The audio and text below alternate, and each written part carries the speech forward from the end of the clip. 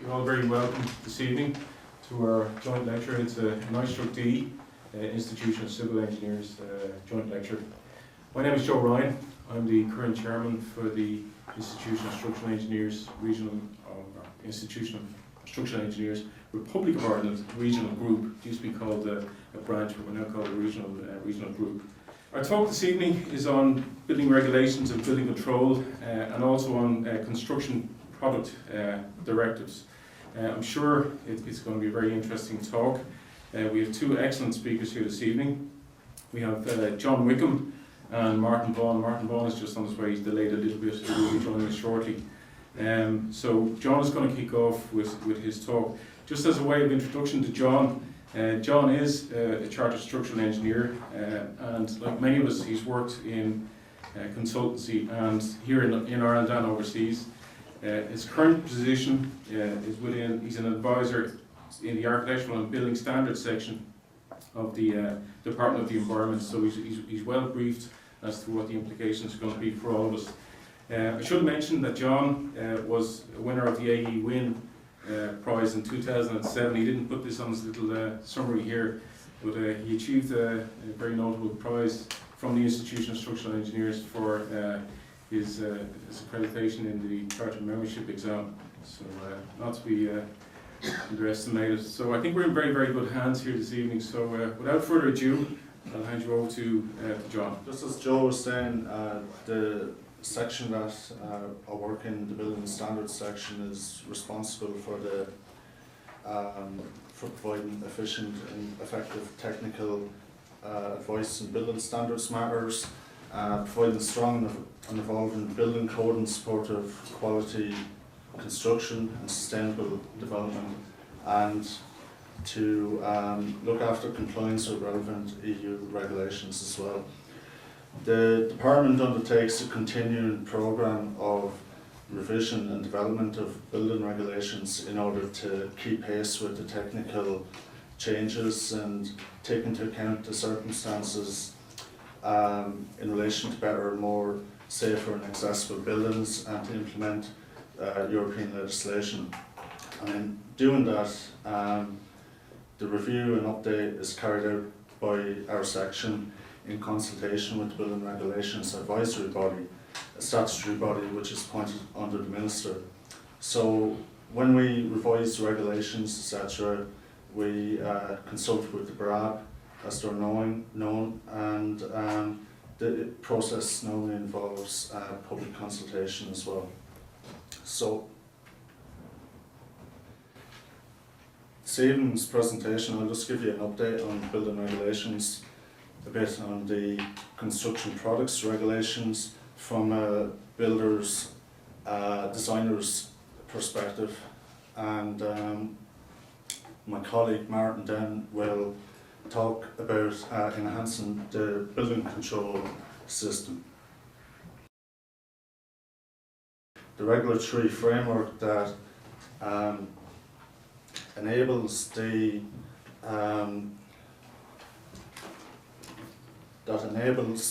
regulations to be made are the Building Control Acts, with the main ambition would be to secure the health and safety and welfare of people in and about buildings.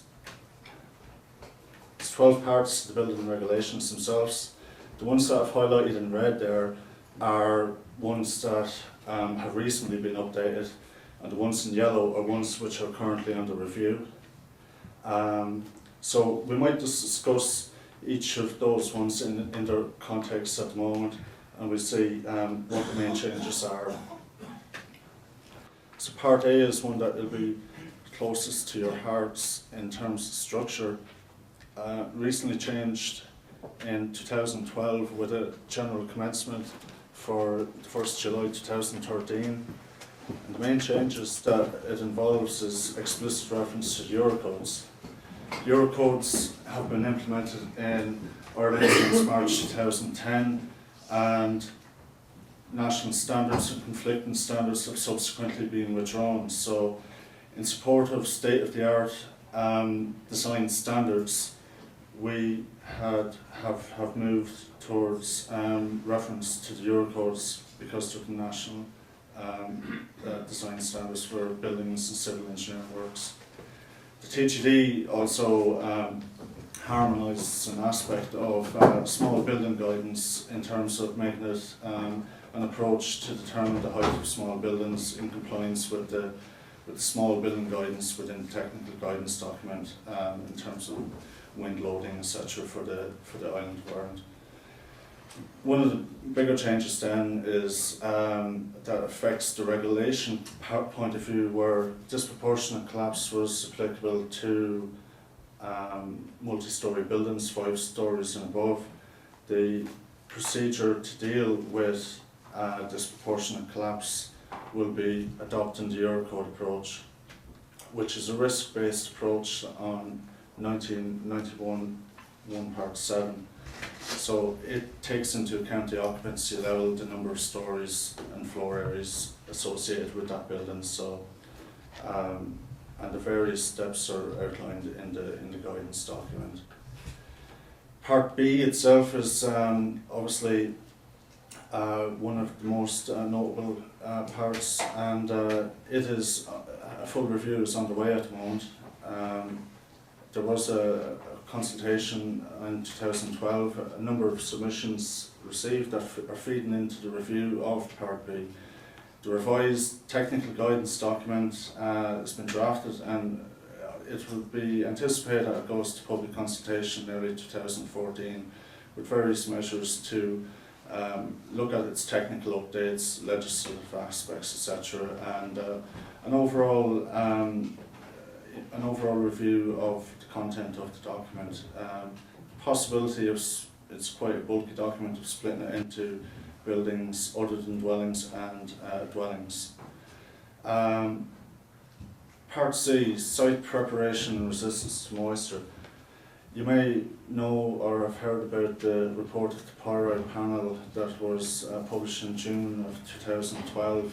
One of its recommendations looked to using and harnessing the experience and knowledge of people who have been in the field and have the experience of dealing with the pyrite issue, to harness that knowledge and review SR21, which is the guidance document on the use of unbound mixtures for granular fill underneath with roads and civil engineering works, but it has been applicable for use as hardcore. So that process has actually has been underway now for the last number of months, and a document is out for public consultation. It's on the NSAI's website, and the consultation period ends in 1st November. So it'll outline what the changes are to the particular specification. So future development in that area to improve traceability of the product and chain of custody of the material, to prevent I suppose any problems in the future, would be to develop a code of practice for the procurement of hardcore. That project will be underway pretty shortly, and with the ambition to have it published in early 2014. The department is also working with the RPII on a radon strategy to be published again in the latter part of this year, and that kind of work, once it's complete, will initiate a review of technical guidance document C. Part D itself is one of the changes that was made in July of this year due to the commencement of the construction products regulation.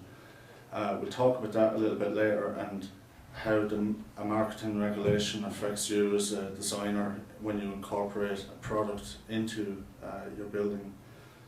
But basically it updates the regulation to refer to the use of CE marked products since the 1st July. And there's a small bit of updated referencing on the zones of glazing that would require special attention in building, around doors and 800 mil above floor level, against resistance to impact. Part E is another major project that we've been reviewing for the last number of years, which deals with the sound insulation between dwellings. We're finalising documentation at the moment to go for public consultation in October of this year. I suppose we're nearly there now, but in the next couple of weeks I would imagine that we'll have that documentation out, which will look at all aspects of the current technical guidance document, the regulation. It will propose to set minimum performance levels for airborne and impact sound. There will be a level of improved details within the draft, and overall performance requirements will be significantly improved. Part of that will be placing a strong emphasis on mandatory sound testing, because it's all very good having nice details, but if they're not built right and not verified that they work on site, then it's the consumer that will lose at the end of the day. Part J, heating producing appliances, is another one that has been under review recently. It's due to be published at the end of the year. Main changes will be that it will look for the provision of carbon monoxide detectors in certain circumstances. Guidance as well has been provided on bulk storage of biomass and gas, reflective of the fuels that have become more current, like since the original document was published. So that'll be out in the last quarter of 2014. Part K is one which is on stairs, ladders and ramps, and no real legislative change, but it's more of a coordinated effort to have the technical guidance document consistent with the other documents, and particularly I suppose when it comes to guarding design, that we remove the reference to the withdrawn British standards and refer to the Eurocodes for guarding design. Part L, dwellings, is one that was updated there recently, say in 2011, and it's overall it represents a 60% improvement using 2005 as the baseline for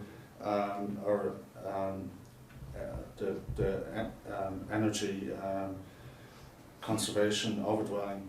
But the Energy Performance Buildings Directive has a general ambition that by the time we get to 2020 that we will have nearly zero energy buildings.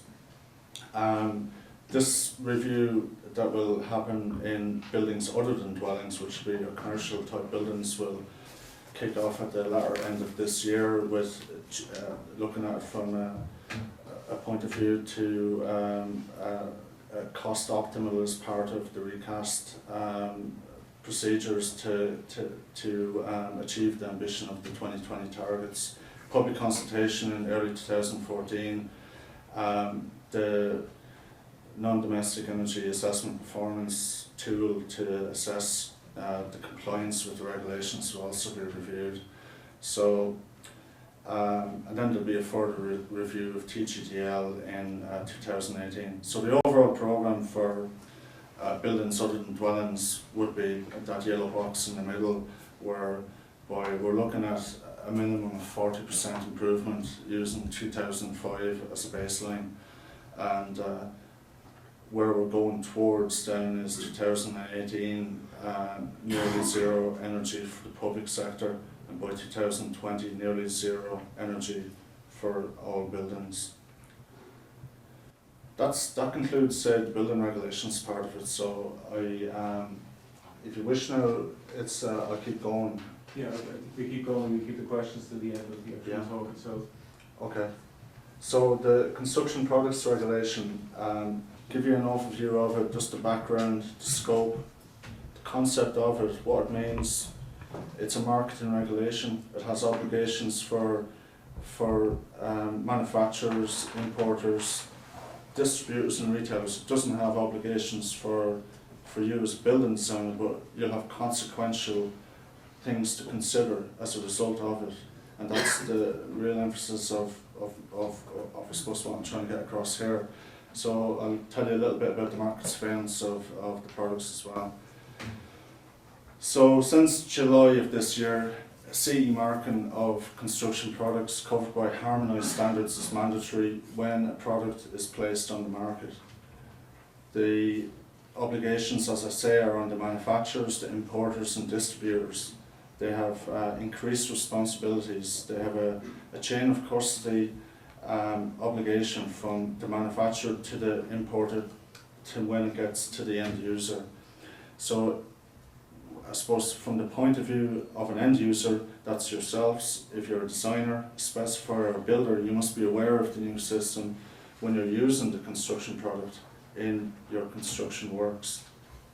So the basic legal facts of the CPR is that it was adopted in 2011, but the substantial application of the articles come into place on July of this year. It's right across Europe.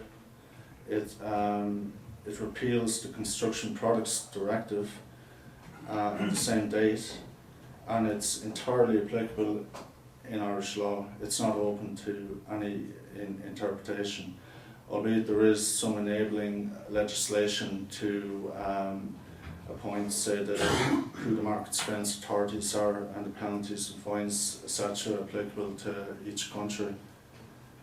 So the main key objective of it is the free movement of construction products. And I suppose it is really trying to aim that reliable information about construction product is displayed in relation to the performance. As a uniform assessment method, so each member state will be testing their products in the same manner. They will be using the same common technical language.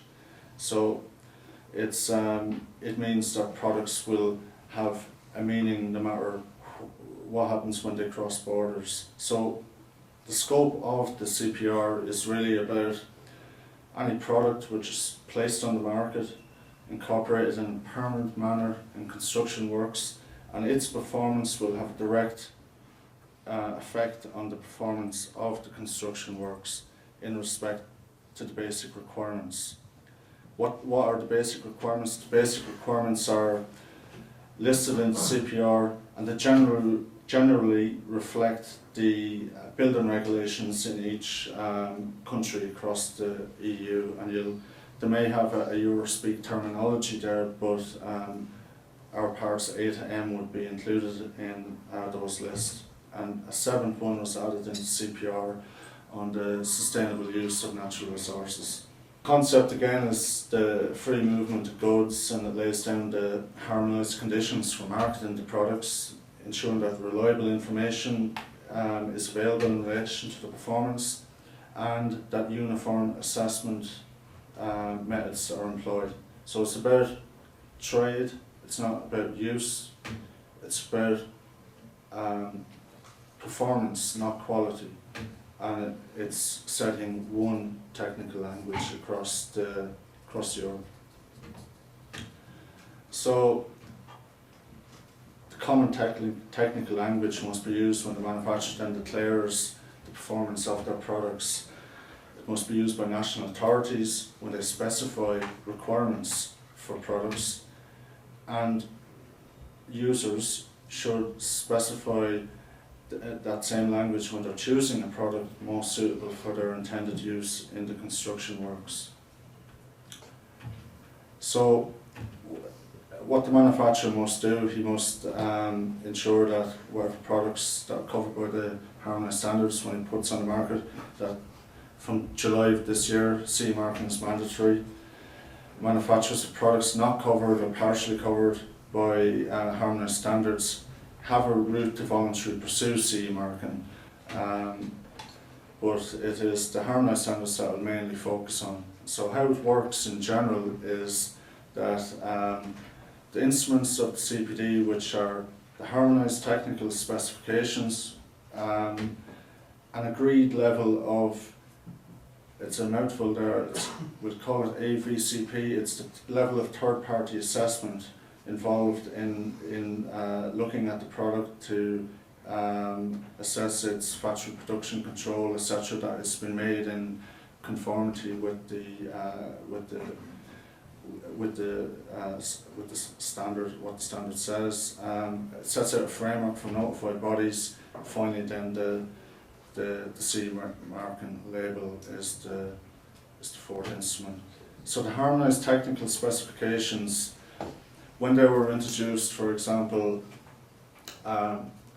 concrete blocks would have traditionally been made to IS 20 in Ireland, and they would generally include a specification associated with the blocks. Now there's a harmonised, and they had their own way of testing it, as did other countries across Europe. Now we have one common way of testing the blocks, so that the obligation on NSAI, BSI, etc., which are their standards, has been in place.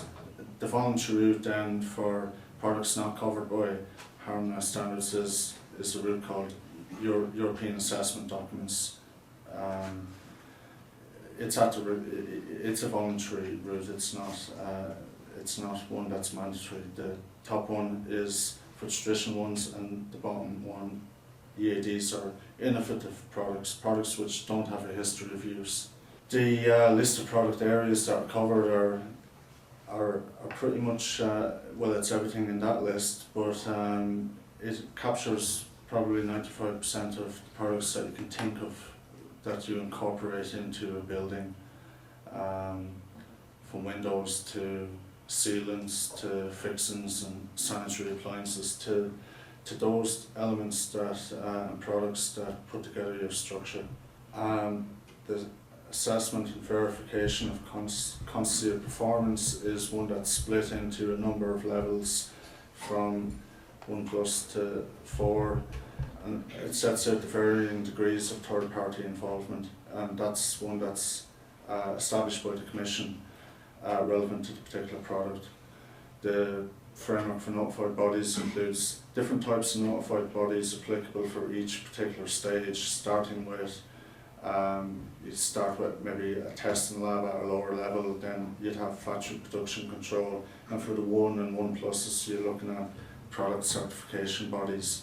So it's a high level of third-party assessment to secure the consistent performance of that product when it's placed on the market. So a manufacturer is also obliged to draw up a declaration of performance, and this is pretty much a statement that he assumes responsibility for the conformity of that product with the declared performance in the DOP. The DOP contains information about the product, where it should be used, and the performances of at least one of the characteristics of that product. The CE marking element of it is an indication that the manufacturer has drawn up a declaration of performance. It will look similar to that label on the right there, and compliance with the applicable requirements laid down in CPR, and it complies with any other relevant union legislation that provides for its fixing.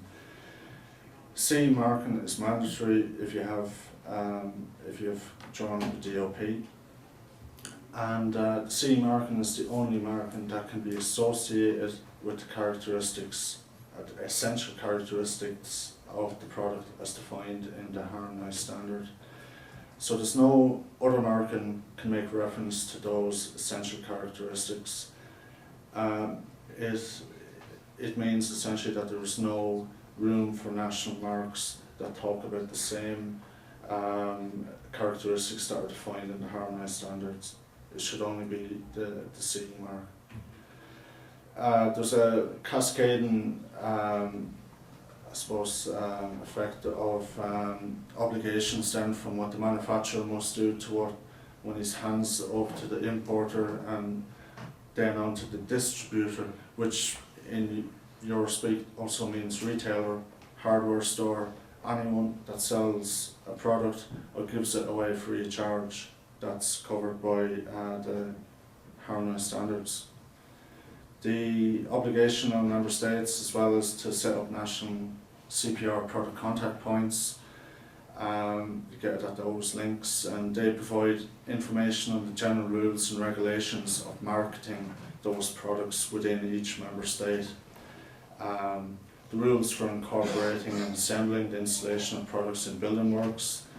Our PCP is held within the department itself, has its own website and email address. So, but it solely deals with the marketing aspects of putting a product on the market. It's not, I suppose, dealing with anything particular to the interpretation of CPR legislation. That's for the Commission themselves. The label itself, once you see the label, you should really be looking for the declaration of performance, because that's essentially where the manufacturer signs his name and says that this is what this product is for, this is who has assessed it, etc., etc., and this is what its intended use is. So it's essential that you look and see that the declaration of performance is fit for the use for which you intended to put it to. So all that we've talked about at the moment, like on the left hand side, CPR, it really only deals with the green box of putting a product on the market. The obligations of those people, you know, I suppose when you're dealing with building works, you have a lot more to worry about in terms of when you incorporate that product into a building.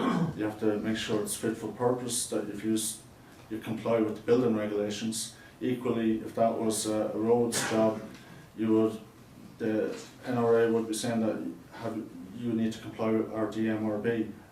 Maybe they set their performances for particular products, etc. So it's not just about looking at a product and saying that it is CE marked, it must be okay. You need to understand how it's going to be put to use. So that's really the crux of all of this, is that our current traditions of looking at standards, they were very prescriptive. They set a specification in terms of you know, if you got a product that was to IS 20, you would assume that it has a strength of 5 newtons, because that's what IS 20 demands of its blocks. The harmonised standards will ask you to state what the level of performance of that block is, whether it be 2 newtons or 3 newtons. It is about performance, it's not about quality. So, but to bridge that deficit and to actually establish what the national provisions are in a country, the NSAI have developed a number of national annexes and standard recommendations that set out appropriate minimum performances for specific intended uses in Ireland, and they may be shown to demonstrate compliance thereafter with the building regulations. You get a list of those from the NSAI website. When it comes to a building regulations matter, I suppose in terms of using proper materials, it's materials that are fit for use, for which they're intended, and the conditions in which they're to be used. So it's, like I say, the technical guidance documents to the building regulations will refer to the HENS and these additional guidance, SRs and national annexes where they're available. That's just a brief snapshot of the kind of information that NSAI have produced. I have been told that national annexes are available on their website, but that link will take you there anyway to the various ones that they're looking at the moment. So specifications then, I suppose, like the best advice you can say in terms of when you're drawing up your specifications, you should refer to the harmonised technical standards, set what your desired performance levels are. If you're purchasing a product, make sure it has to, and if it has a CE mark, make sure you look for the DOP. It's your right, and it's the obligation of the manufacturer, the supplier and the distributor to supply you with that confidence of the performance of the product. So that's just a statement from the Commission that broadly kind of repeats what I said earlier, like that it's ultimately the end user that decides amongst all of the products available on the market, the one that is fit for his intended purpose, and that purchaser assumes full responsibility of such a decision. So check the minimum performance levels that may be set out in various NAs, standard recommendations, TGDs, etc. I'll just touch briefly on the market surveillance then. So this is applicable to Ireland, and it's kind of sets out the various sets out who the market surveillance authorities are, the appointment of authorised officers, their powers, etc., what the offences, defences, penalties and prosecutions are. Essentially the market surveillance authorities are the local building control authorities, but maybe any other individual or organisation appointed by the Minister as he sees fit. But for the moment it is the local building control authorities. How they operate, it is generally on a reactive basis. If there's a problem in the marketplace, they will investigate it and try to reach a satisfactory conclusion on it. Some member states have a proactive approach to this, whereby they will have programs each year. There is, I suppose, an overall ambition of the Commission to harmonise the way each member state approaches market surveillance, and that will be one to watch in the coming years. So until something happens in that area, we are generally dealing with it on a reactive basis. What powers do they have as an authorised officer? They can request all the technical information, take records, take sampling, etc. They can basically investigate any ship, vessel, place where the product is kept in the state, and evaluate or inspect its conformity. What's considered a problem then is, I suppose products that don't meet declared performance would be a particular problem. Products that present a risk to the fulfilment of the basic requirements. Products that comply but nevertheless present a risk, but these are possibly products that would signal maybe a deficiency in the standard, and it might be for the Commission to investigate as to why it complies with the harmonised standard but still presents a risk to safety. Then there'll be the form and non-compliance issues. These are the most visible ones. No CE marking, incorrect CE marking, no declarations of performance or technical support documentations. Those are the ones that should be visible when you look for a product on the shelf. So when there's a problem, there's a kind of a escalating or elevated procedure, I suppose, when it comes to a notice being given to an economic operator to take corrective action within a specified period. It's a practical approach to it, but failing that, it's ramped up a level to that the economic operator, that there'll be a request to the Minister to a recommendation will be made to the Minister. The Minister then can issue a direction in writing to prohibit, restrict, or withdraw, recall the product. The Minister has an obligation to inform the Commission and other Member States that there's a product that represents a risk on the market, and he must make a public notice on that direction. So, yeah, there's various rights of the economic operators to make representations and rights to appeal. The prosecution side of it, on a summary conviction, it's Class A fine or up to 3 months, and on a conviction on indictment, it's 500,000 or imprisonment up to 12 months. So, more information on the CPR would be, first of all, I suppose, the Commission's website, to understand it but it will be purely from American perspective on their website. The National Standards Authority, get familiar with what standard recommendations and national access are out there, and our own website has a bit of information on the CPR, its aspects, those statutory instruments that I just talked about. So that's a general overview of those few things. So that's me.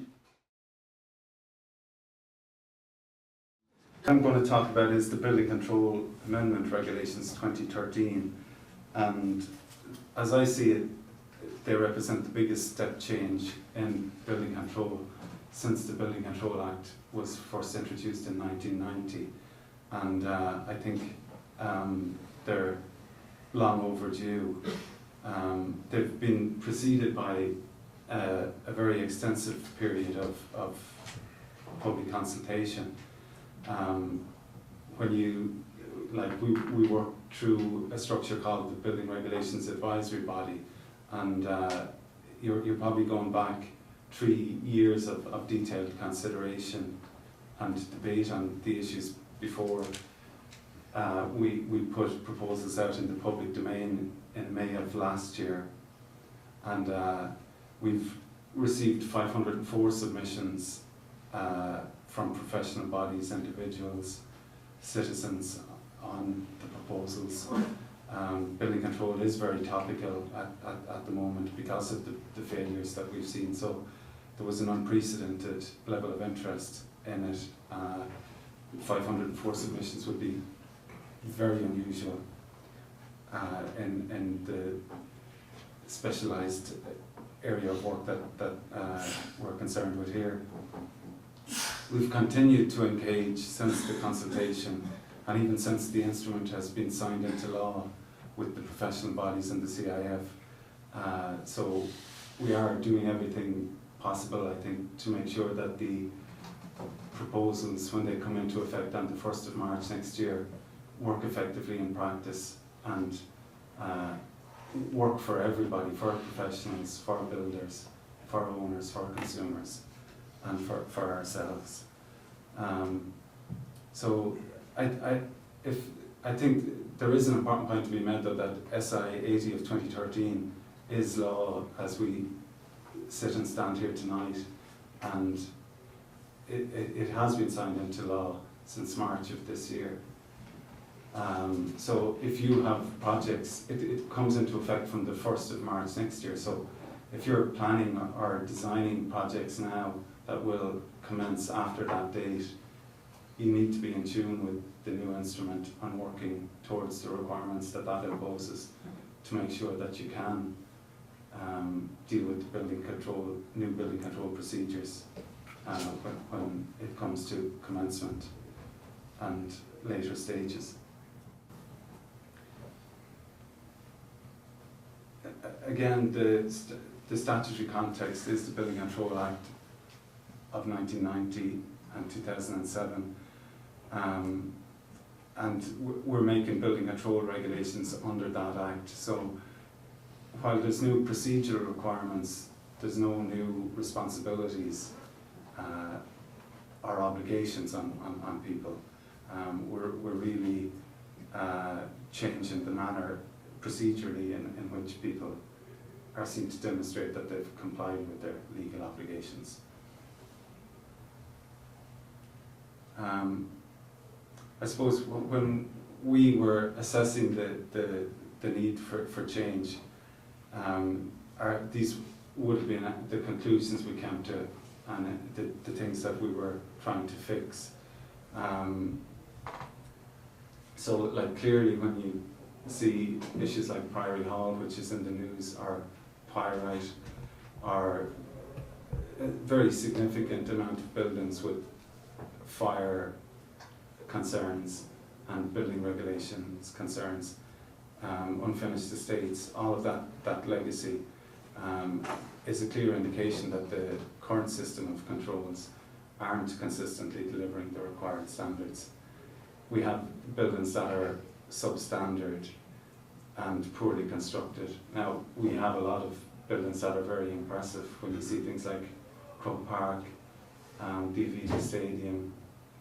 There's the construction industry in Ireland has come on in leaps and bounds in recent decades, and that has to be acknowledged as well. And again, it's back to ensuring the safety of people who live and work and use buildings. In terms of the solution then, we're aiming to strengthen the systems of control that we have to ensure that those systems are properly applied and to improve the system of inspection and oversight, both by private industry professionals and by building control authorities. The Minister signed off in July 2011, and I think Minister Hogan has met building control reforms and dealing with the legacy issues. He's given that top priority, and he has delivered on the commitments he gave when he took up office to tackle those issues. So the first two bullet points there would be achieved under the latest building control amendment regulations, but they're part of a wider programme of reform that the other three bullet points speak to, and they're involved around, like, under the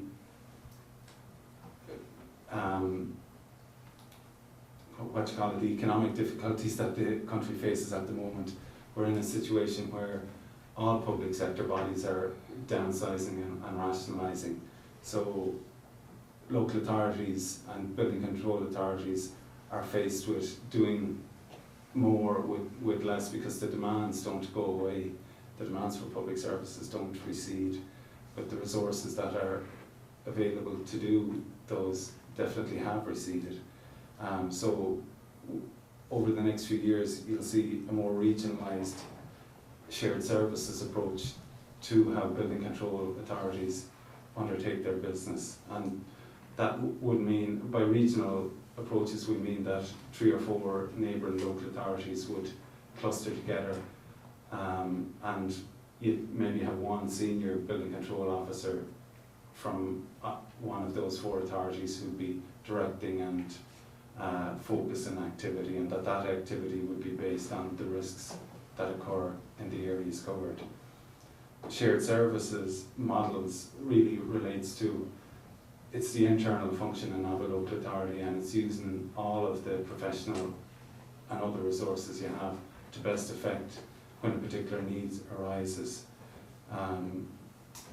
So you could have, at the moment, where you've engineers, for instance, working in water services or housing or building control or other areas, if there's a need, they can be pooled together to deal with the crisis or area that needs attention at that point.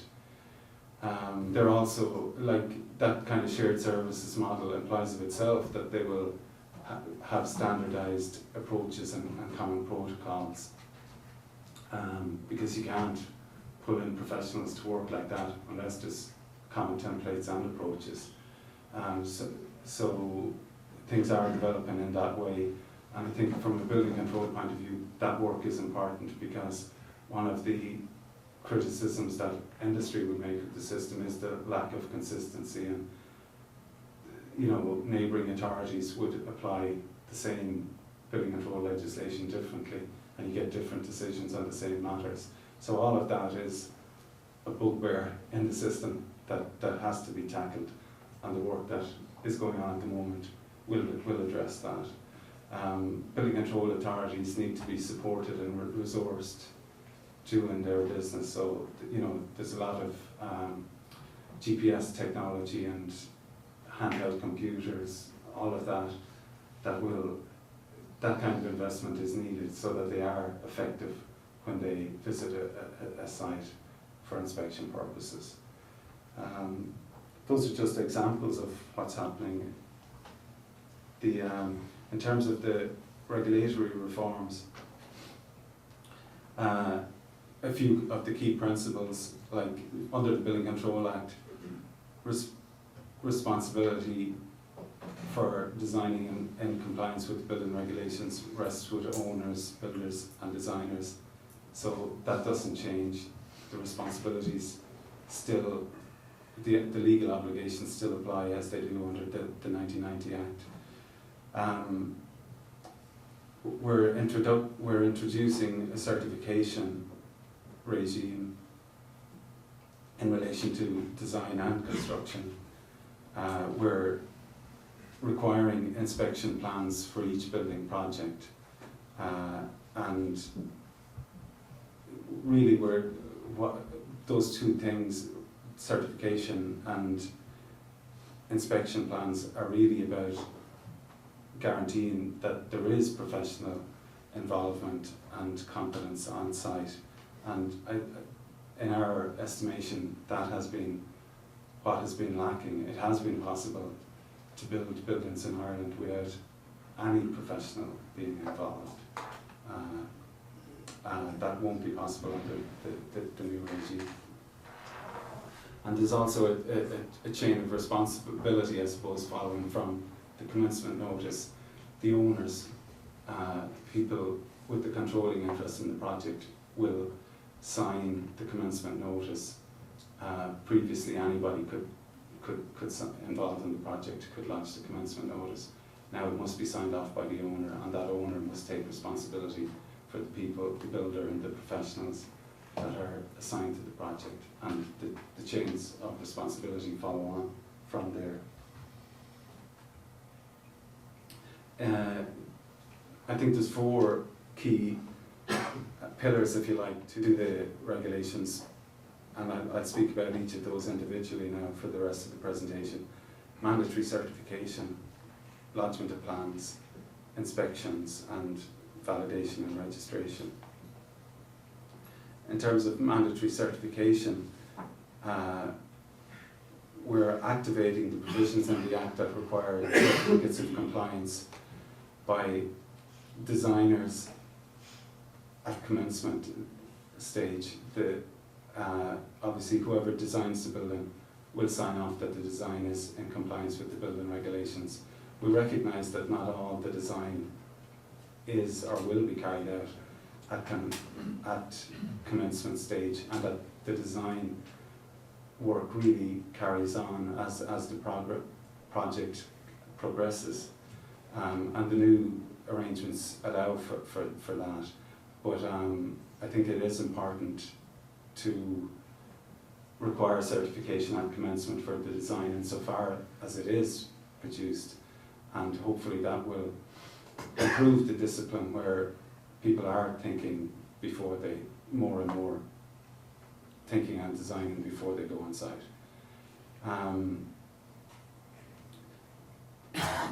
The next thing that will happen at commencement is that an assigned certifier will be assigned to the project, and his job will be to draw up an inspection plan for the project and to see that that plan is executed by himself and by others, or herself of course, and so that they can ensure they're in a position then to certify on completion. The builder is also required to certify at commencement, and he signs an undertaking so that he proceed in good faith at commencement stage. And then on completion, the certificate of compliance is jointly signed by the builder and the assigned certifier. In terms of the proposed certificates, when people here think of certificates, they probably think of the opinions of compliance that are drawn up by the professional bodies and the Law Society, and that allow conveyancing to take place.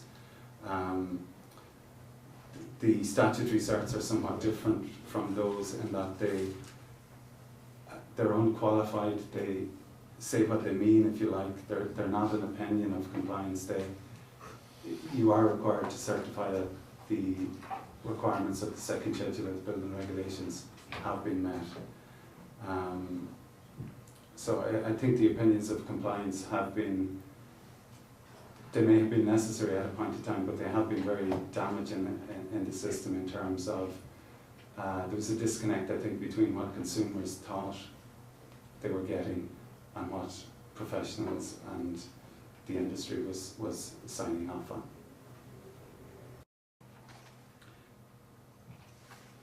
At completion, obviously there will be a requirement to lodge plans that are relevant to the building that has been built. So again, it'll be really up to the judgment of the assigned certifier and the builder to exercise their professional judgment and see fit as to what is lodged with the local authority. We may or may not prescribe minimum essentials, but it really does come down to professional judgment in terms of what needs to be lodged to show compliance.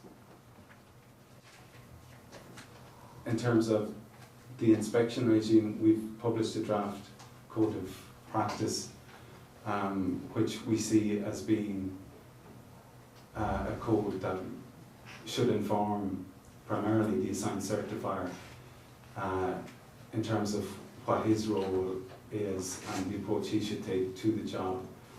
But it also deals with the responsibilities of the other parties, be they designers, builder, owner. So it really puts the assigned certifier's role in context. And his main task is to draw up and execute an inspection plan for the project, and then to make sure that that inspection plan is carried out. Obviously no one professional would be qualified to do all the inspections that are required, so he can and will depend on the inspection work of other parties, but he will have a coordinating role and will obviously be carrying out inspections, him or herself.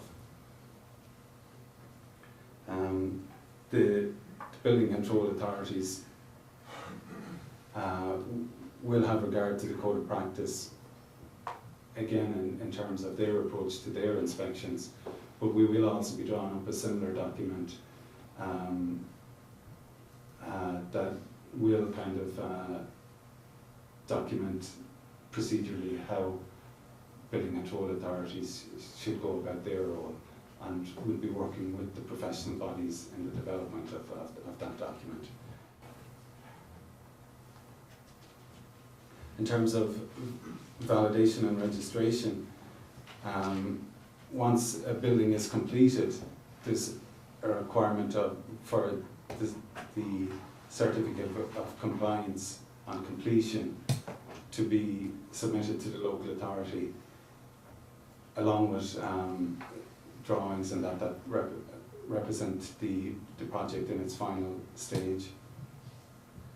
And they would also lodge at that stage the inspection plan as implemented by the assigned certifier, and all of that documentation will be declared on the statutory register that's already maintained by building control authorities. There will be a validation process where the building control authority may reject a certificate of compliance. That validation would really be it would be a check of whether the right documents have been submitted. Is the inspection plan there? Are there drawings representative of the building? Are the certificates by the owner and by the builder and the assigned certifier lodged? They would look at, obviously the certificates can only be signed by registered professionals, so they will make sure that the signature on the cert is valid. They would also have been check against things they have been told, say at commencement stage, like in terms of who the builder would be and who the assigned certifier would be, and make sure that they're the same person, because obviously if there has been a change during the process, there's an obligation on parties to notify the local authorities to if there is a change in such personnel, and obviously that would be flag a risk itself in the process if and that happens. So you know, it's things like that that the local authority will be taking account of in terms of validating. Another thing, like obviously the statutory processes, like potentially the fire safety cert and the DAC process, so they'll make sure that those processes have been carried out, and if they've imposed conditions, they may check that those conditions have been fulfilled. And there may or may not have been enforcement notices issued during the life of the project, so they will check that those processes have been attended to. But that's the validation process. We're not moving to an approval system, so local authorities aren't required to approve or to stand over the documents that are submitted. The responsibility for the truth and accuracy of the documents rests with the people who are lodging them. And if, I suppose, just in terms of allowing economic activity to progress as it should, our recommendation to local authorities will be that they don't begin to inspect and engage with a building at completion stage if they haven't already been engaged with it. There will be a risk assessment basis to how local authorities are interacting with buildings. So as soon as a commencement notice is lodged, there'll be a risk that will be compared against the risk profile for that local authority, and that the results of that process will dictate then whether it comes on the local authority's list for inspection purposes and that. But if that hasn't happened subsequent to commencement, it's not really in anybody's interest that it happens when somebody's expecting to get their completion cert. So we're expecting local authorities to be responsible too in terms of how they interact with buildings. In terms of just the future focus, I think the new building control reforms will hopefully usher in a new era of quality in construction, and that's definitely the intention. Where you have an industry where people are more focused on their responsibilities and perform quality work, which they can be proud to certify and sign off on. That's, I suppose, there's more to our system than that. We obviously, register of builders is a gap that exists at the moment, so we have moved with the CIF to produce a register of builders which will be up and running by the time the new regulations take effect. It'll be a voluntary register in the first instance, and there's a commitment that once we're happy with the quality of the register, we'll put it on a statutory footing. So we're given a commitment that we will have a statutory register in place by 2015. In terms of building control administration, I won't repeat what I've said already about the need for consistency and the regionalised and shared services approaches. but obviously the lodgement of drawings and that means that the system has to be electronified and computerized, and that work is underway at present. And so we will have a common cloud-based computer system that will be operational from the 1st of March of next year, that will be able to accept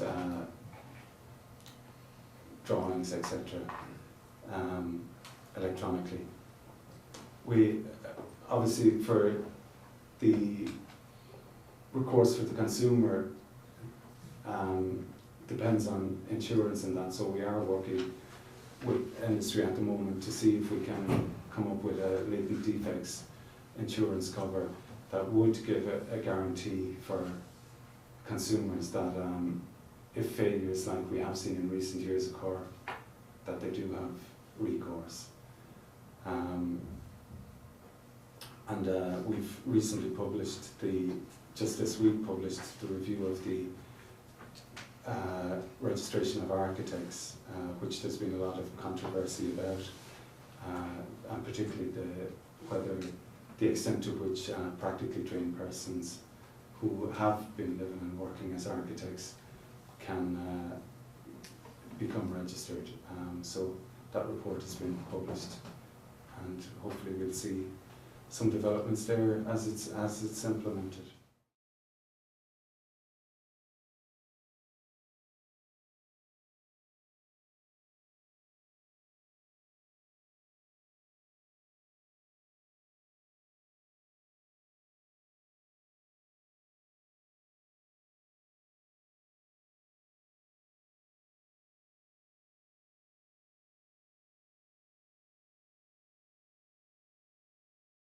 Them regarding frequency or some guidance of frequency of inspection. Is there any word of that? You mean inspection by building control authorities? No, I mean by the approved inspector. Well, that is a matter for the professional bodies. We did look at the possibility of doing that in devising the legislation, but it was actually suggested that professional institutes, the architects, the I/T, may come up with some kind of guidance, something to hang your hat on regarding the frequency of inspections and by whom and that type of thing. Yeah, so there is a policy that's been put together. I know that the various different institutions, the Association of Consulting Engineers, the I/D as a sort of section of that, ICE or AAI, are in discussions at the moment with regard to what you're talking about. Nothing has come out as yet, but it is being looked at. Thank you. Anyone else? Straight at the back. Just reference to the designer of the building. I'm very new to these new rules you're speaking about. What does that mean, the designer of a building? Because I thought it took an awful lot of people to design a building, or is it just the shell we're talking about, or what does that mean? No, we're not talking about the shell. What we're talking about is the requirements of the building control regulations. So what the building control system wants to be demonstrated is designs which show that the requirements have been taken into account. So and like you're right, on any sizable project there will be a design team rather than a designer,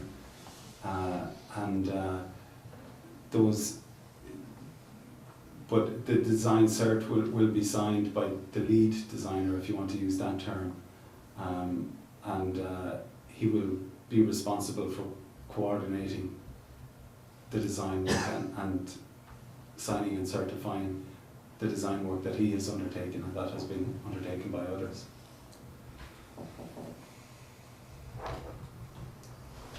Sorry, back here.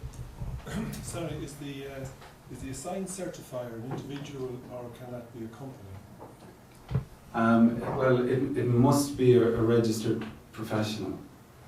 But he- Any insurance that sort of would be required would have to be his or her personal insurance to protect themselves.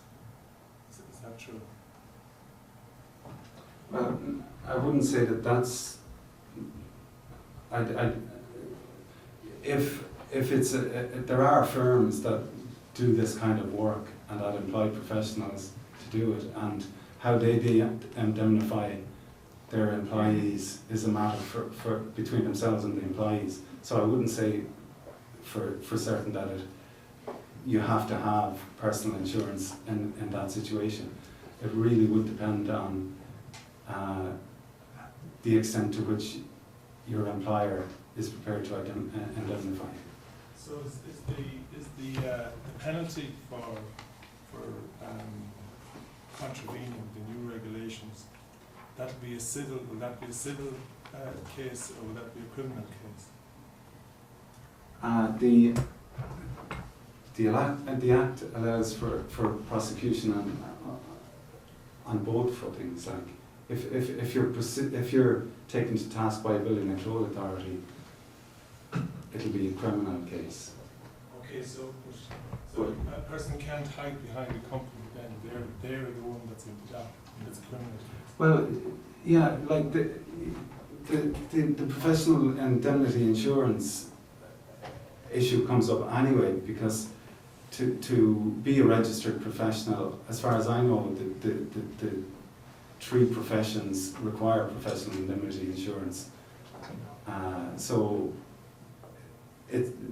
that's not a requirement that the Act is that the latest regulations are introducing. When you go for you have to be able to answer that question to be registered as of this point. If you're working for a consulting engineer, the consulting engineer would have a professional indemnity insurance that would cover their employees. But if that's sort of predicated that if there's a claim, it'll be a civil action. It's a recompense for something that may have gone wrong in the design or something like that. Mm-hmm. This seems to be a different thing, so it seems to be moving towards that there's a penalty. It could be a criminal action against an individual. Therefore, the PI, but certainly the insurance that your company would have may not necessarily cover you. But those circumstances could arise anyway. I don't think that's peculiar to this legislation. Am I wrong in that? That's essentially correct. You can't insure against a criminal act. So you cannot get insurance to do something criminal. Responsibility now is far more severe. Yeah. Certification now is far more onerous.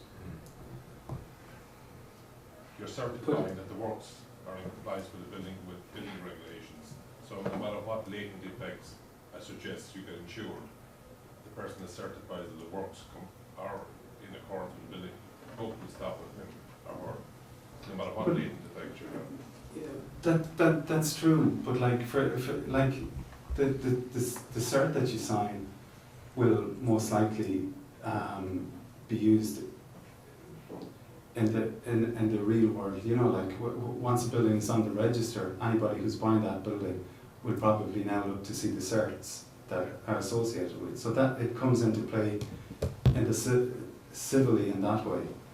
But like as things stand at the moment, if you're working for a firm and you do construction work and that project is inspected by local authority, it can lead to enforcement now, an enforcement action against you for decisions you have taken. So there's no change in that thing. I think people are confusing the inspection role of local authorities with the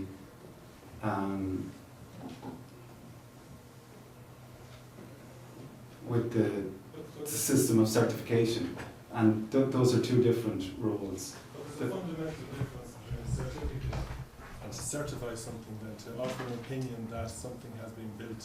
You know, because, you know, okay, the inspector, Oh yeah, oh yeah. might be there every day of the week. Yes, I yeah. doubt if he will. I doubt if any client is going to, is Yeah. prepared to pay for that sort of inspection. I'm not sure what clients are going to be prepared to pay for. But other than that, you cannot certify that things were done. It's not possible to certify that things were done when you weren't there. Sorry, just to, I do. if you mind, just to follow on from that, like part B of the completion cert is absolutely and utterly unqualified. It basically says, I certify that the building is in compliance. Yes. It's not even reliance on the foregoing. It's constructed. Yeah. It's constructed, exactly, sorry. Yeah, we are revisiting that wording there, as you say, like reliant on the foregoing and that I would say. No competent professional can sign something like that. You would be mad. I respect your view on that, like, but there are other views on it as well, and there is. Well, I can tell you Other that leadership. represents the Well, view no, of the well, two of the professionals that But I mean- I'm a member of. but like we've dealt with the professional bodies on that issue and are dealing with them, and we are open to considering the wording. And if a change like that would make the insurability and of these certs easier and would give people comfort in terms of their legal responsibility, that wording I don't think isn't any skin off our nose. So that process is already in train.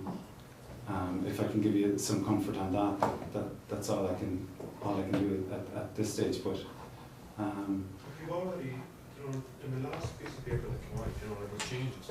It made the conditions more onerous than they were previously. So you're contradicting what you've actually put down on paper. Like you're saying something to us where you're saying like, okay, we'd be happy to talk about this, but you've made things more onerous than what they were 6 months ago. Like with your new drafts. It's the kind of thing, I think the difficulty for us is like, if you imagine you're working on a building site in O'Connell Street, which is 6 stories tall with 300 people working on it, and you're working in an office somewhere in North Mines or whatever, how the hell can you look and say and be responsible for what 300 people are doing? Phil Hogan isn't responsible for it, somebody below him. And like that's being very, very blunt about it. Like, this is something, I don't want to be angry about this, but I've worked here for 15 years. I've met somebody from building control once, on one project. I've designed buildings worth over $500 million. I could write down the name of that one person from building control. And if you asked everybody else in this room who they've ever met from building control, I guarantee you they'd all say the same person.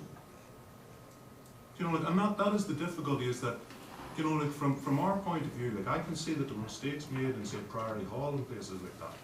But this is trying to take all responsibility away from the statutory bodies and dump it on somebody else. Phil Hogan came out on the radio there 2 weeks ago and said he's not prepared to comment on Priory Hall because he doesn't want to affect any potential court cases against the builder and the professionals. He didn't say anything about the lack of responsibility or the lack of action of his own departments. And that's where we're coming from, and that's what it actually looks like. No, I can see. Yeah, but well, fair enough. Like there's points in that. Like I can't really deal. I'm not going to argue about your own personal opinion on the thing, and I can give you mine too. But like, let's keep this to what the regulations are and improving our understanding of them. So you want something else? My understanding is there's a certificate of compliance for design, yeah? And then there's another one for the completed building. Yeah. So say like the one for design, I work as a structural engineer, so there'd obviously be somebody, like a precast subcontractor or something like that has design responsibility for the things he does. Do I become responsible for his design in this? If there's the design coordinator, like say who's I don't know, say maybe he's an architect, does he become responsible for the civil engineer's design or the structural engineer's design? Well, there's a certification process, and with it, there's ancillary certificates as well. So like people will have to rely on the certification of others, and in that context, assign certifiers and builders and the designer at commencement will sign off on work that they haven't done, but it will presumably be on the basis that they get certification from whoever work they're taking on trust, for their own protection. So, like, to me, that's really about the discipline, about how somebody goes about their job. But when I look at something here, I'm looking at a document that came from the ACEI, and what was actually removed from this was, I certify that having regard to the plans, calculations, specifications, and this is what was removed, which have been prepared by me and having relied on ancillary certificates, from all people, and that was removed from the last draft, was my understanding. So that's where I say, you've made something which is, potentially workable into something which is, how can you, whenever somebody takes that piece of a statement out of a sentence, that's showing what you're actually looking for. That seems to be more a bonus, because you've taken out the bit that says that I can rely on somebody else's certification. That's been removed. Quite possibly, but we are engaged with the professional bodies on that at the moment. So let's see how that pans out. And talk to your own professional, the executive of your professional body, about what you want to see. Do you know what I mean? I can't do that negotiation individually with everybody across the country. We're dealing with the executives of the associations on it, and it will be agreed. Okay, it's 6 months approximately since the regulations were signed into law. I'm fairly close, as I think this gentleman is, to the discussions that have been going on between the professional bodies. We don't seem to be moving very far. I'm trying to work in an environment where I am designing stuff that is going to be built post the 1st of March next year. I don't know how to put a cost against all of this. I don't know whether I'll even want to be in business this time next year. That's the bottom. That's the bottom line. I suppose my question is there going to be a stay of execution until we see something that is workable? Because we're 6 months away from the precipice. The instrument comes into effect on the 1st of March 2013. Now, it may be amended and improved before that date, depending on how the consultations that are ongoing pan out. But it is actually on the statute books as it is now, so that is the situation we're dealing with now. I hope it gets better for you, but and I'll do everything I can to be part of that process. But we do have to just be realistic here. Like, we are talking about a law that's already enacted. Can I ask you 2 simple questions, just to Yes, put you on track? Confidentiality of the documents, the plans and designs that are lodged with the building control at the end of the day and are placed on the register. Mm-hmm. There may be innovative designs there which my colleagues in the room would love to get their hands on.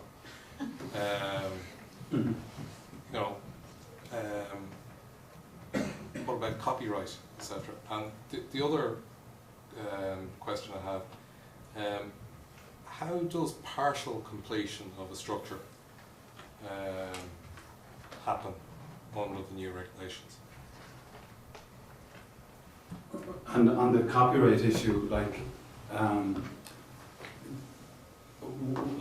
once you lodge a document into a public administration system, you can no longer guarantee its thing, it's that it can't be used or whatever. So, like, that has been breached long ago.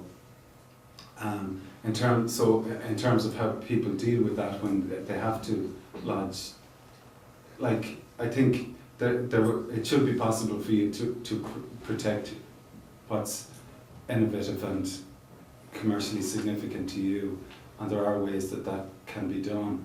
Like, we haven't been prescriptive about what has to be lodged with a local authority. What the local authority wants to see is documents that show in a general sense that the requirements of the second schedule of the building regulations have been met. And you can do that in different ways. It can be drawings, statements, calculations, different documents. And so I would expect, but the local authority can't take responsibility for your copyright protection.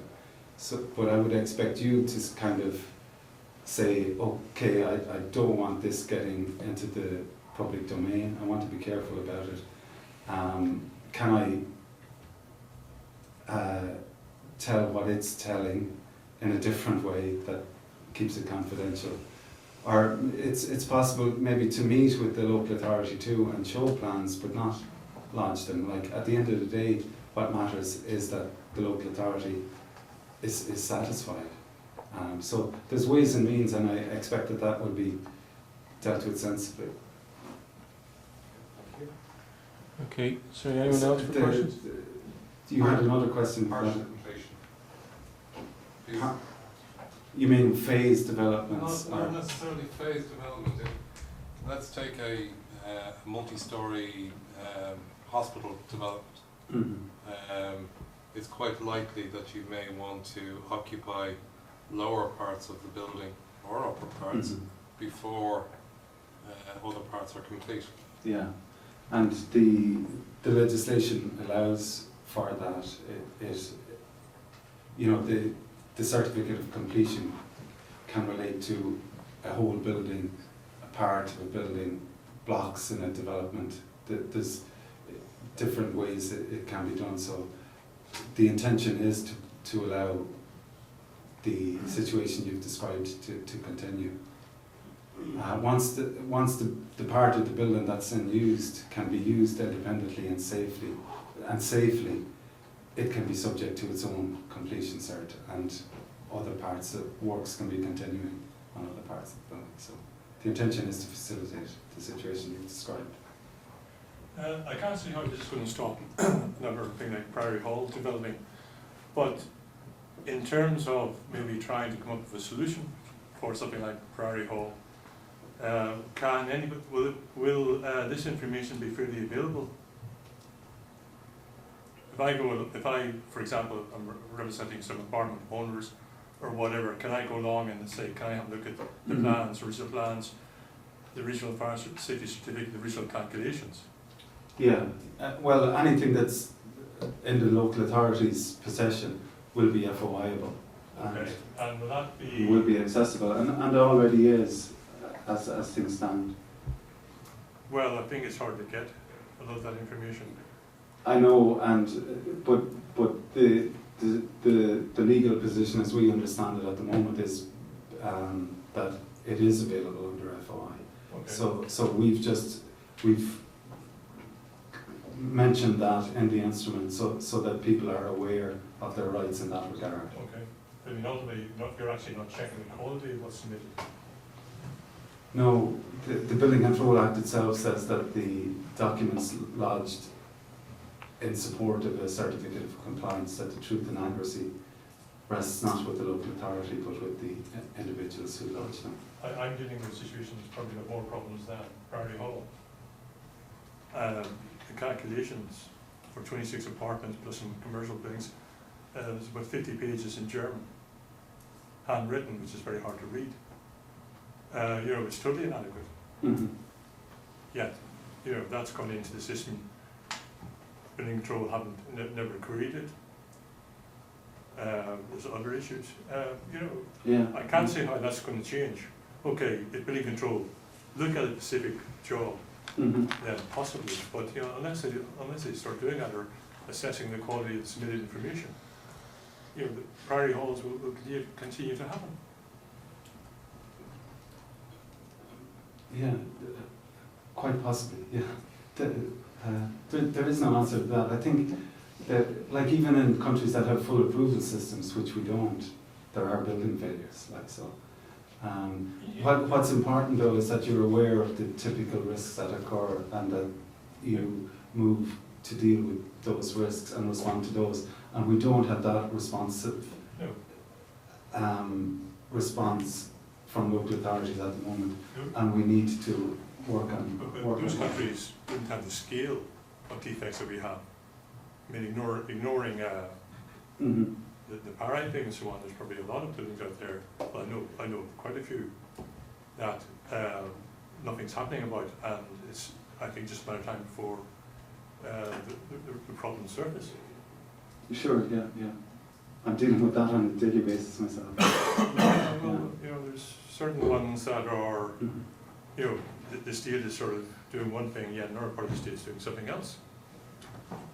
And it's applying. It's a very complicated and messy situation,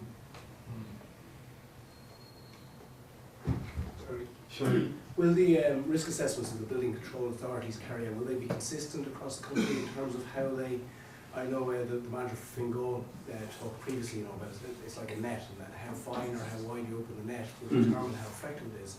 Will the sort of, you know, the risk assessments, will they be consistent across the country? Will they be publicly known what they're looking for in their risk assessments? Yeah, because we're designing a common computer platform for all local authorities, the risk assessment will be done electronically in the first instance, like, so it will be consistent. But like, in terms of the information answer to the risk assessment, it will be consistent. But you're going to have a situation then about what human officers do with that, and so that, like, that's where the action will depend on. Yeah, for example, if there's a foul water treatment plant for a domestic property, and it's within, say, 1 kilometre radius of a water abstraction point, you know, will that automatically flag to the building control authority that they need to inspect that? And then will, you know, the public know that, you know, it's a kilometre radius, 2 kilometre, whatever it might be? Well, the information that is used to prompt the risks and that will be changing over time, and, you know, different risks and that will be prominent at different times. So, and like, you wouldn't disclose the criteria that you use for your risk assessment. But so I don't see it being publicly available in that way. But the risk assessment will be a standardised nationwide system.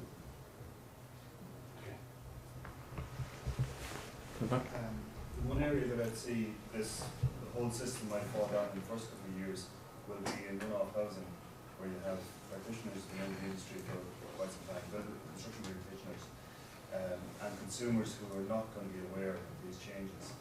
What remedy will be available to a consumer who discovers at the end of a project that the correct protocols have not taken place, and therefore a certificate cannot issue?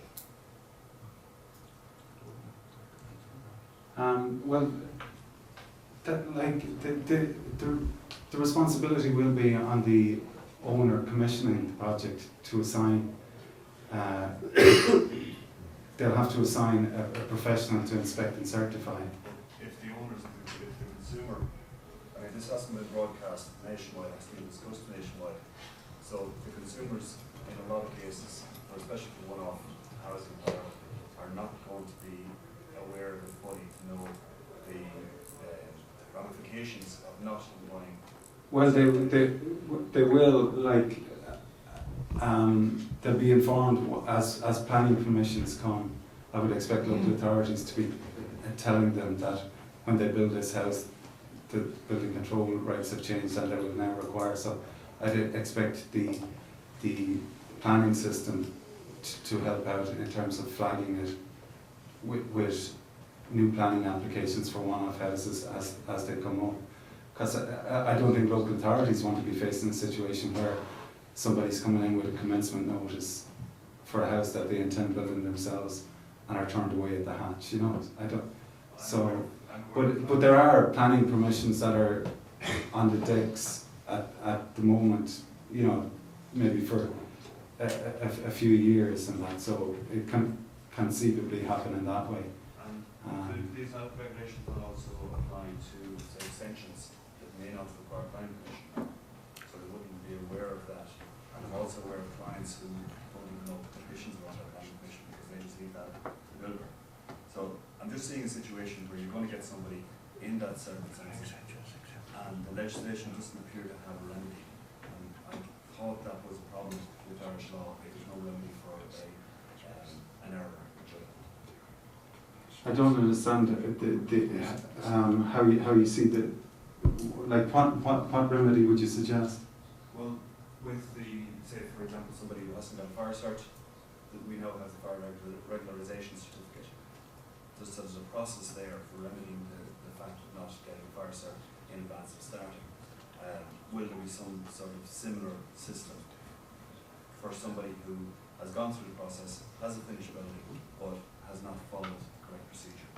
And you can't go back retrospectively. Yeah, but they can't know what the procedure is from commencement stage. Like, if they haven't done the right things and assigned the right people at commencement stage, they, you know, they're stopped in their tracks at that stage. So it's a different thing. Like, if it's a thing that they have assigned people in good faith and that those people are negligent in how they do their work, remedies for that, like, depend on civil action potentially if people don't face up to their responsibilities. But you'll also be in a situation now where those people are registered professionals and you can make complaints to the professional bodies and have them sanctioned or fined or deregistered. Like, so in that sense, there's remedy. Is there an intention of running a media campaign to make consumers aware of the new legislation? No, there's no plans for such a campaign. But it is intended that it's dealt with through the planning process as things move on, like, so that people are made aware of their responsibilities before it becomes an issue. Can I ask you, Anthony, in the sorry. event of, in the event of a rejection, is there an appeals process? No, there's not, because it's appeals usually apply where the local authority has made a decision, but in this case, it isn't an approval process. The local authority isn't deciding on your building or that. The only reason it can be rejected is because there's something wrong in the package of documents that you've supplied. And as soon as you correct that mistake, it can be put on the register immediately. So the delay really is on the person making the lodgement, decided the people making the lodgement. Yes, that's assuming that the error is on the person making the lodgement as opposed to perhaps the error could be on the other side equally. In what sense? Perhaps, I mean, mistakes can be made by everybody, and mistakes could be made. It could be an innocent mistake that somebody on the supposedly approvals side of the fence, they could equally make a mistake, presumably. But it isn't an approval process, it's merely a validation process, and if they reject it, it'll be an obvious reason. It'll be that the wrong person has signed a cert, it'll be that there's documentation missing. It won't be about the quality of the documentation or the nuts and bolts of the project, you know what I mean? Statutory point of view, my understanding is that at commencement, you don't have to submit the inspection plan. You know, the statutory document says that you have to submit the inspection plan after the building is complete. Yeah, that's as I've just explained it, yeah. So, but you're saying the local authority, you know, they may wish to have sight of it, you know, prior to construction, during construction, but there's no statutory footing for that. So, No. oh, sorry, go on. No, but you notify the local authorities of all the documents in your possession that are relevant to the building and relevant to compliance with the building regs. And they have access, they can call on those documents at any time. So the local authority may wish to see, it may be a building that shows up on the risk register and that they decide they are going to inspect this, and they may in that case ask to see your inspection plan so that they can dovetail it with theirs. Okay. Anthony Horan of the IC. Martin, I suppose one thing, just to close off on an issue that came up earlier on in terms of extensions to houses. The SI does, although there's an error in the wording which will have to be changed, but it does look to take out, to say that extensions of dwellings which are no greater than 40 square metres shall not be included in the legislation. So therefore, somebody's putting a porch or a conservatory onto their house, like, would not need to worry about this. So if you don't need planning for it, you also don't need to worry about this. Yeah. That's the first. The second thing is, I think in general from for a domestic house that's true. Like it could be triggered by in a building that's not say a small shop or that's not a domestic house. You would have to. It could be triggered by the fire safety requirements. The other thing, I suppose, is I think there's a general concern amongst the industry in terms of both from the employer's point of view and from the individuals, whether they be chartered engineers or registered architects or whichever of the prescribed professionals they are, that one, obviously, you can get insured against civil liability, but you can't get insured against criminal liability. And it would be good to be able to easily define within the Act where you're likely to get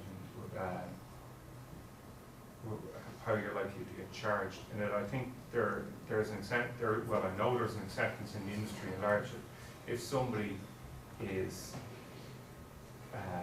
behaving in a very unprofessional manner that is impacting on people's health and safety and putting people in serious risk, that you're already professionally liable as a you're already personally liable as a person under health and safety legislation. I think that point is well understood and made by everybody in the industry, but in the environment we are at the moment, where things are fluid, companies are starting up and closing down, and you could very easily be in a situation where you're a professional who has signed off a building for a company that is either now gone or you have now left them, how you are covered as an individual in terms of the insurance aspects. I think there's work needs to be carried out by ourselves in the ICE and the ICE/E in conjunction with Engineers Ireland and the ACEI to inform not just companies how they're insured professionally, but to inform our chartered members that they are aware of how this new legislation will affect them personally in terms of their sign-off and the implications of signing off as an assigned certifier on a scheme, and whether it's the company you're working for ceases trading or you leave that company and go to another company, or how how the liabilities follow you. And then there's also the other part of it in terms of if there's multiple certifiers and assigned certifiers or sectional certifiers, where somebody who's suing will always sue as many people as possible and being co-joined into actions, and the possibility of being last man standing and having to cough up your insurance coughing up for somebody else's malpractice. I think ourselves as the Institution of Civil Engineers and the Institution of Structural Engineers really need to be advising our members in advance of March on that. Any more questions? The initial certification, from what I'm hearing from you, begins at commencement stage, and that's why a designer or a designer with a lead, somebody taking responsibility for everybody's design. Yeah.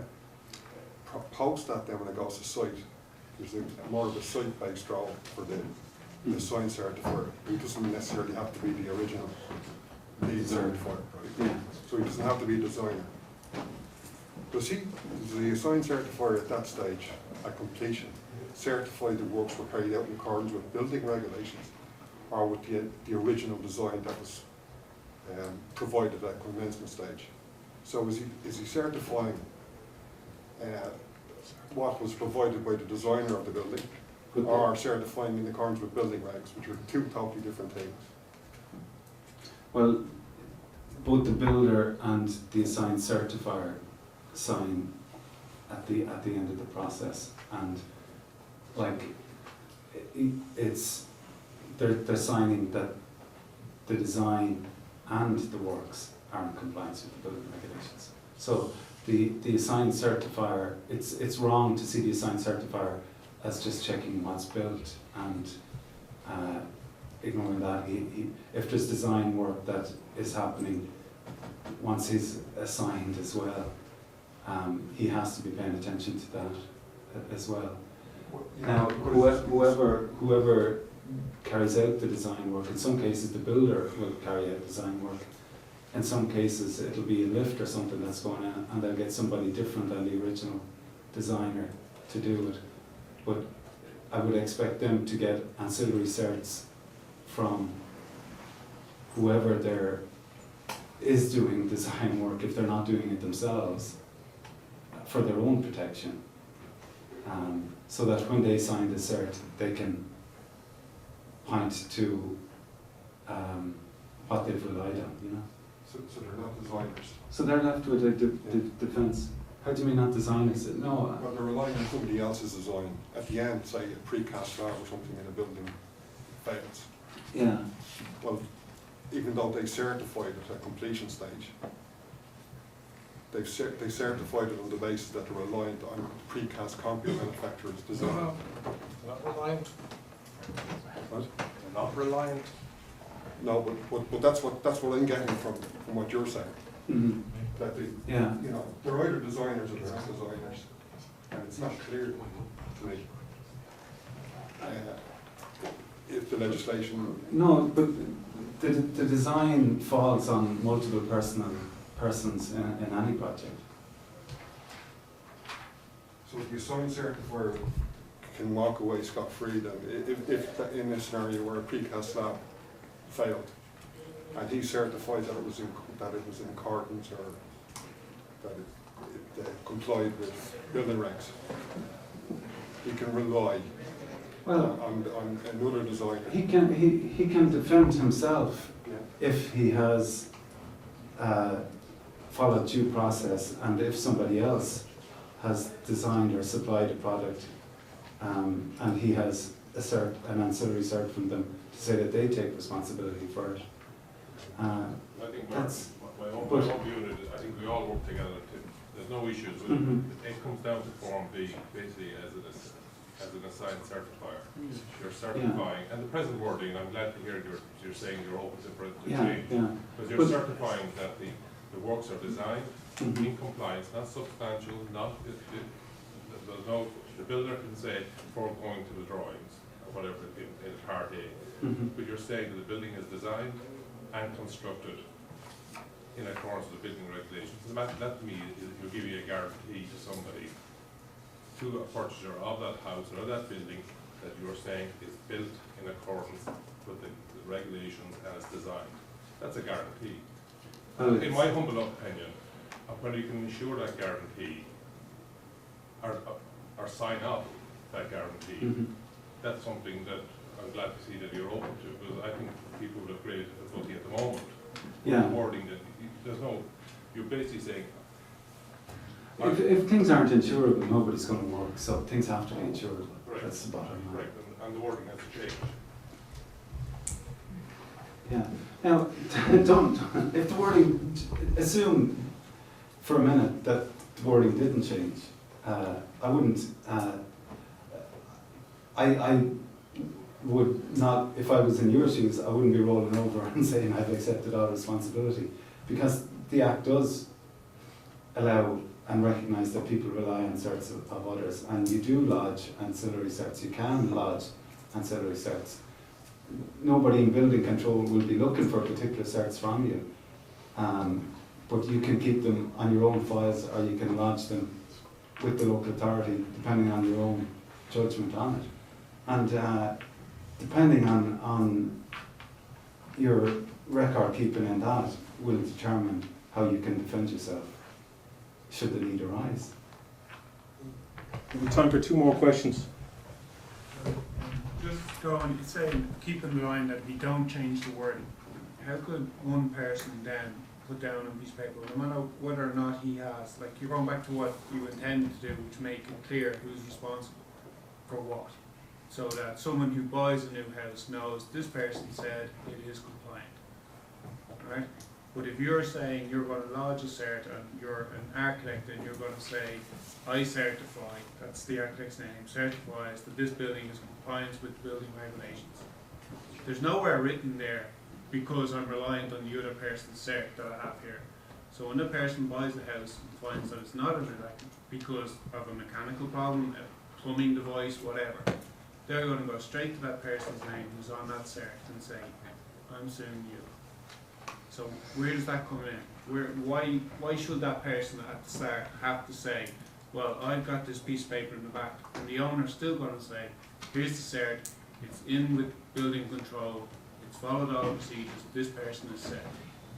So where does that go? Like, either you change the wording, or else the person signing the piece of paper is the one in the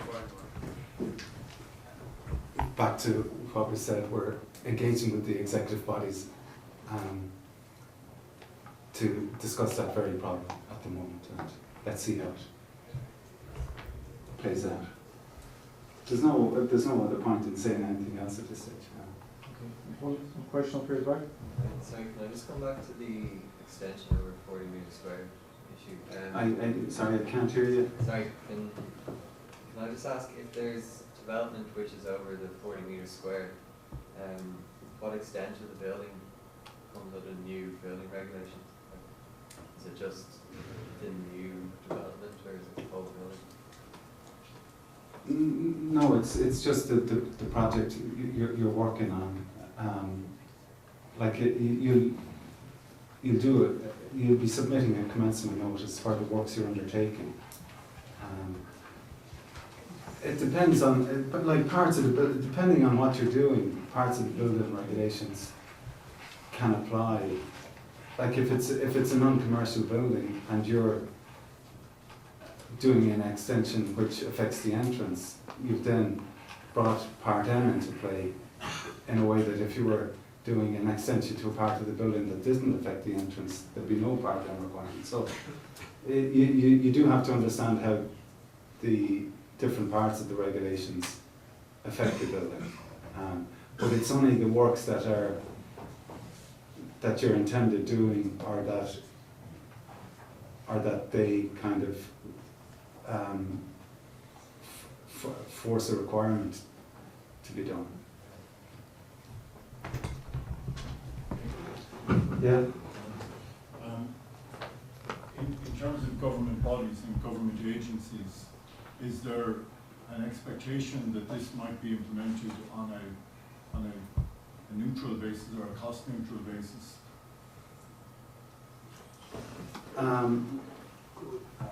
No, obviously there's work being done now that in a lot of buildings wouldn't have been done before. In a lot of buildings it would, but there's potentially design work that wouldn't have been undertaken, and there's definitely inspection work that wouldn't have been undertaken. So that there has to be a cost for that. So everybody accepts that When you it's. say everybody, I mean, have you actually engaged with government agencies? So when we go to clients, government clients, that there will be an expectation that they should be seeing a different fee? No, and the laws of the land would prevent me from doing that. But there's a public procurement process and so people will tender and give their price for it. But we have communicated with the public bodies that in terms of them as owners or clients requiring projects, we have made them aware of the new procedure requirements that are on. So they will have to factor those into their processes, and they'll have to decide whether, say OPW will have to decide whether it's going to be going to outsource the assigned certifier or use its own registered professionals to do it, So. Yeah, and I suppose that's very interesting. Was what's the feedback from the government agencies in terms of them becoming assigned certifiers, or them becoming, I guess, a little bit more active and a little bit more involved in the process than to date? I don't have any feedback on that. If you're a registered professional, you're allowed to become an assigned certifier. So there's no process they have to go through. They're either a registered professional or they're not. Are they willing to take on that role? Well, ask them. I haven't, or haven't had I'm just any need interested to. to know, did you engage with them in that regard? And what's their No, feedback? my job is just to communicate the new requirements and to make sure that they're aware of those in good time. How they deal with it or how they respond to it is their responsibility.